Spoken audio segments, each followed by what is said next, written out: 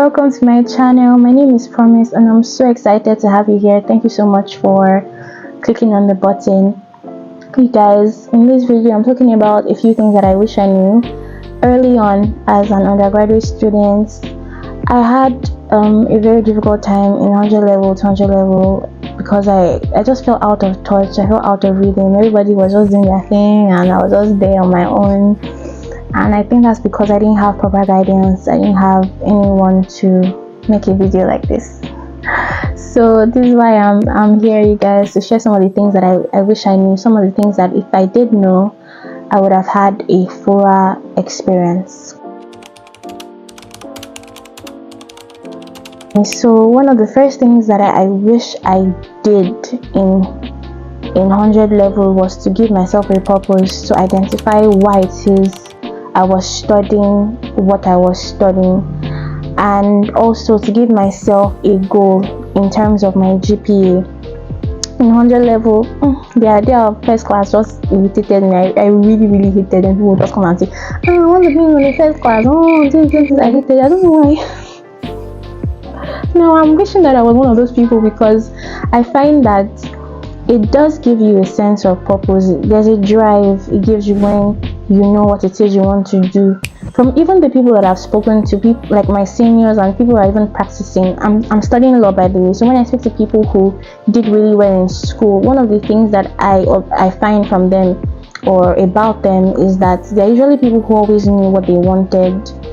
They always knew what, oh my goodness, if you ever met with or discussed with somebody who is coming back to university for a second degree, let's say they studied library sciences and now they're coming back for law, one thing I usually find among those kind of people is their drive and sometimes the excellent work that they put out. And I think it's because those people really know what they want. They know it so well and they really want it. So desire is so essential in success, I think.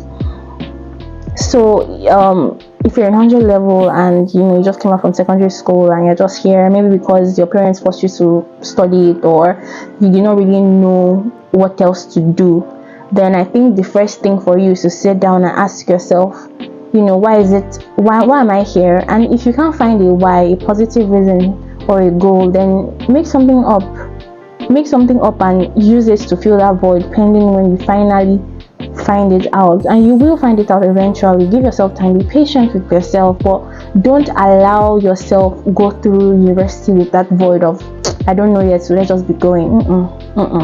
If you don't know why you're studying law, for example, and I'm sorry I'm using law as all my examples, just what I know, right? But you can copy and paste what I'm saying into your own reality. So if, for example, I'm studying law and I don't really know why I'm here, I can say, okay, you know what, I don't know why I'm studying law, but I want to finish with a first class degree. I don't know of anybody on this earth that's ever regretted being excellent in what they were doing. Usually what you hear people say is, I wish I did better in school, I wish I finished with a 2-1, or I wish I finished with a first class degree, I would have had so many more opportunities. You hardly ever hear somebody say, I wish I did not finish with a first class. This first class is too much of a burden, it has opened too many doors for me, right?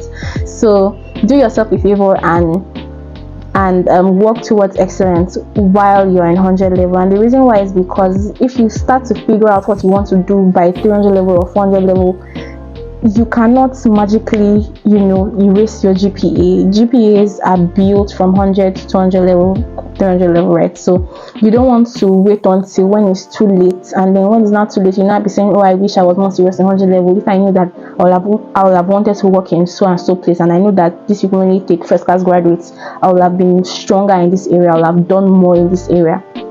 You don't want to close a door before you've decided whether or not you want to walk through it. You don't want to lock a door before you've decided that before you've known what it takes to get to where it is you want to go to.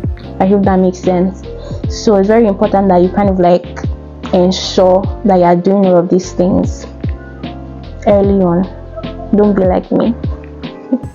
So the second thing that I would also say is for people who they are studying what they are studying, but they don't see a future for themselves in that area. So for example, you are doing political science and you don't know why you're doing political science. You don't see, like, I mean, what am I supposed to do with political science, right? Or what am I supposed to do with anthropology? Oh my goodness, you guys, we're not as limited as we think we are, especially in this post-COVID world. I meet people all the time that, what they studied is chemistry, and now they are in working for Google as some kind of tech sales or tech bro, or people who started in accounting, but right now what they are doing is compliance and risk, things like that. The world is so past the point of what did you study, and what you studied is what you must do, right? There are so many options now, but you won't know until you expose yourself to these options. And now one of the easiest way to expose yourself and see what people are doing right now is on LinkedIn. Oh my goodness, I love LinkedIn so much. I love LinkedIn so much because it's probably one of the best apps ever created. Sometimes I just scroll through people's profiles and I just look at, okay, this person went to this school, that's interesting, this person studied this course, but this is what they're doing now, how, right? So if, for example, you're studying political science, go on LinkedIn and figure out and search through people's profiles. Okay, this person is doing political science and the person is in banking. I didn't know that was possible. How did this person get there? If it's not on their profile, then you can initiate a conversation with the person. You guys, let me know if you would like a video on interacting with people in LinkedIn and leveraging on LinkedIn to figure out or to gain more clarity on your career path, right? So LinkedIn is a very great way to also see how people have gone from A to B, and also kind of model your undergraduate journey in that light. So for example, if I see that somebody is working in Goldman Sachs, for example, and the person was in my school, or it doesn't necessarily even have to be in my school, but the person studied something that was not necessarily related to finance, I'm going to ask, okay, was this person part of the student finance club? Was this person part of the investment society? What exactly did this person do? Were the competitions person went for?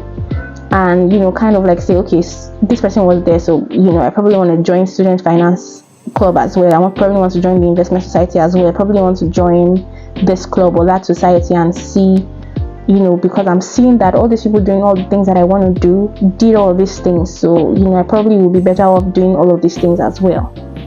So that's one way to learn. I would also say that knowing your why is also very essential because of motivation and perseverance. You guys, in university, you will go through it.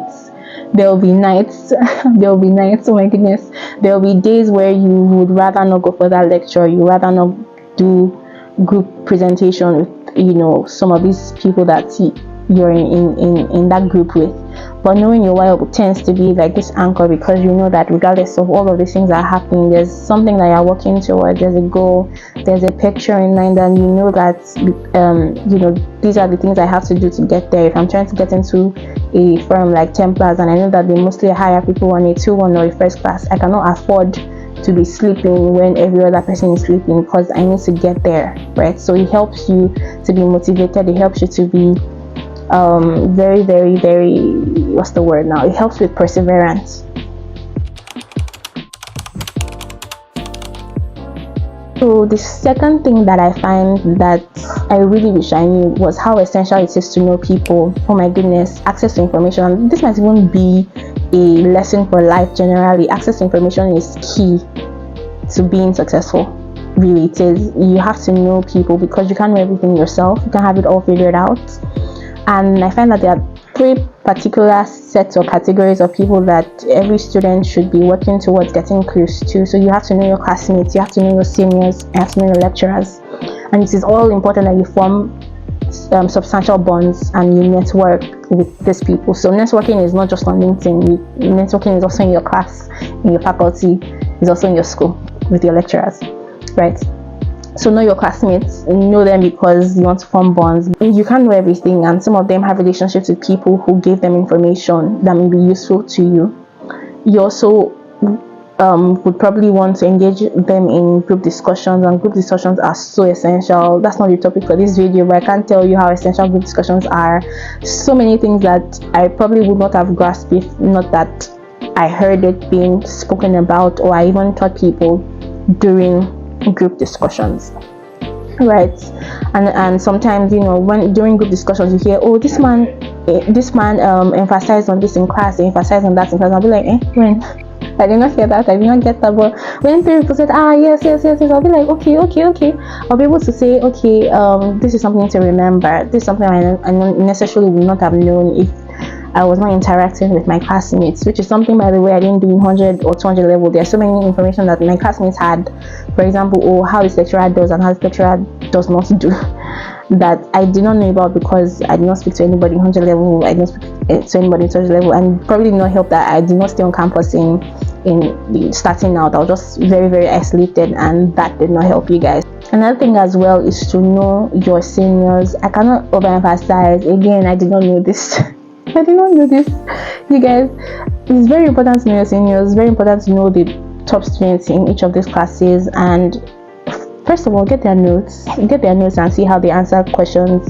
Get their notes and see how they formed it, and how you can learn from it as well. There are some courses that the lecturers don't even give materials, and now you have seniors who have gathered those materials to form notes in one place. This will save you so much time, save you so much stress when you already have this ready to go notes that you can use as a reference material. Ask your seniors questions. Okay, what does lecturer like? Does lecturer like la crème la pour? Does he want me to give it the way he gave it? Or does he want to hear critical thinking? Does he want to hear new points that we're not even discussed in class? Is that going to attract me more marks? Does this lecturer want me to go straight to the point? Or does this lecturer want me to start from the definition of crime to how criminal law started to the branches? Does this lecturer want like an in-depth, a very, very detailed thing? Or does lecturer want me to just answer the question and just leave? He doesn't have that kind of time. You want to know exactly what kind of stuff the lecturers are looking for, as well as what courses to take, what courses will put you inside trouble. I did not do that. Oh my goodness, in 200 level, I took this course in 200 level. I was God. No, I don't want to say I was foolish, but really I was. So in 200 level, I took a course that I really should not have taken. So it was between one anthropology course.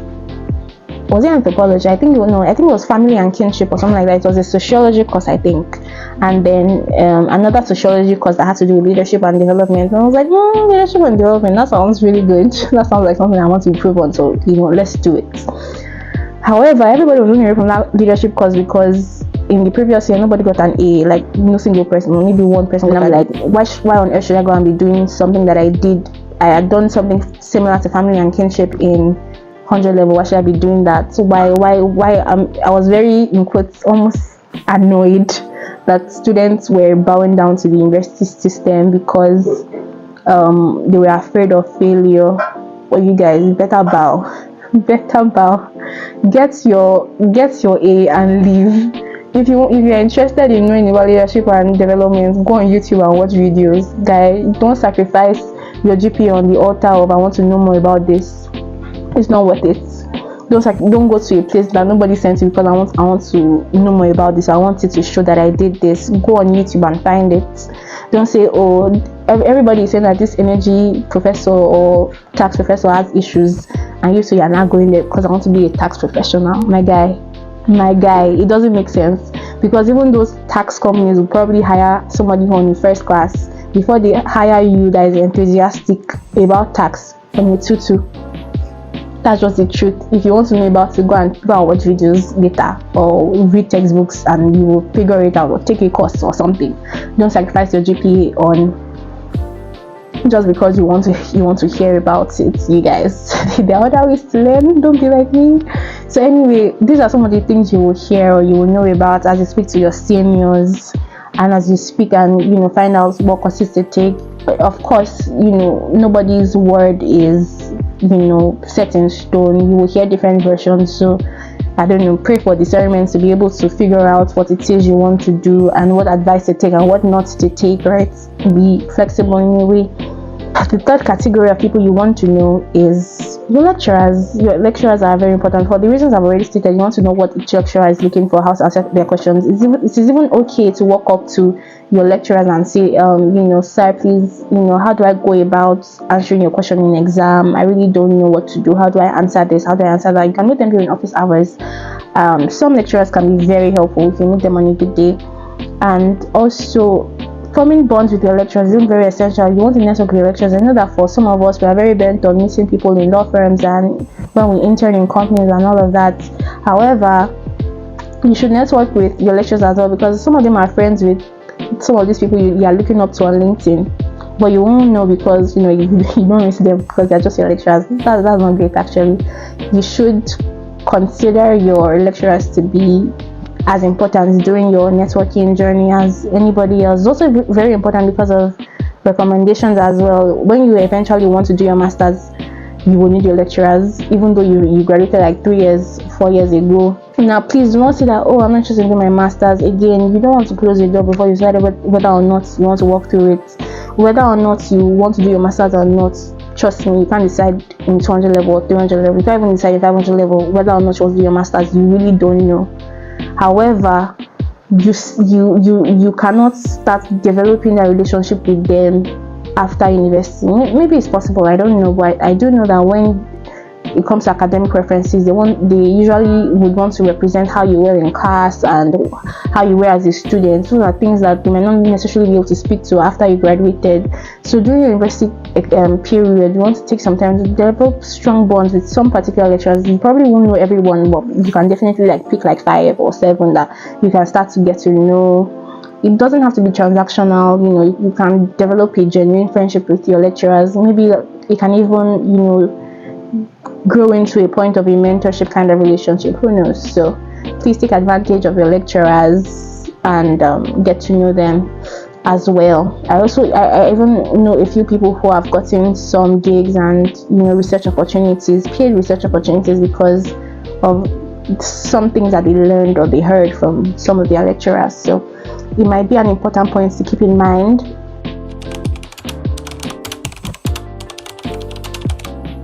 So the first thing that I wish I knew was how essential it is to join extracurricular clubs and societies. So like student finance club, investment society, that's what it's called in your school, or debating team, and all of those stuff.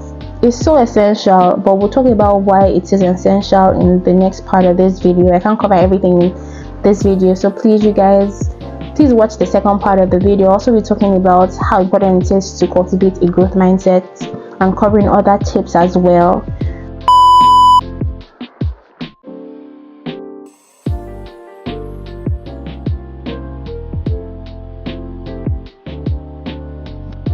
If you enjoyed this video, if it helped you, if it gave you clarity, please, I would like to hear about it in the comment section. Please like this video, comment, subscribe, help your girl out. This is my first video. Thank you so much for watching. I'm really grateful. Thank you.